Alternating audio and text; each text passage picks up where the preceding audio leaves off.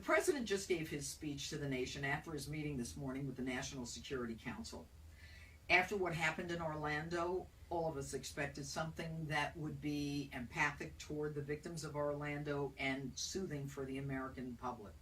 It was just the opposite. The first thing the president talked about was cutting the funding for ISIL.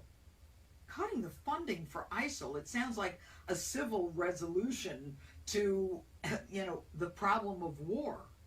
What's he been doing since that JV team got started?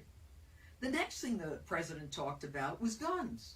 And that's when he started getting very animated. We got to stop this assault weapon thing. And you could see the man really felt passionate about it. He didn't show that same passion, compassion, or empathy for the victims in Orlando. But the most infuriating part of the president's speech was when he talked about potential anti-Muslim anger. Are you kidding? This president spent most of his speech talking about and apologizing to Muslims and explaining why he doesn't want to call them Muslim extremists.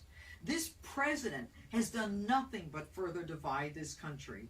At a time when we want a sense of safety and security, he's talking about how in the Middle East, that we're making gains over there. Well, honestly, I don't know if it matters. They're coming west. They're in Europe, they're in Brussels, they're in Paris, they're in London, and now they're in the United States. And for this president to talk about the fact that he wasn't directed by ISIS or ISIL, well, if he wasn't, why are you talking about ISIL funding? If they have nothing to do with it, why are you even going there? This president is committed to making us feel badly about ourselves as opposed to making us feel safe. Shame on him.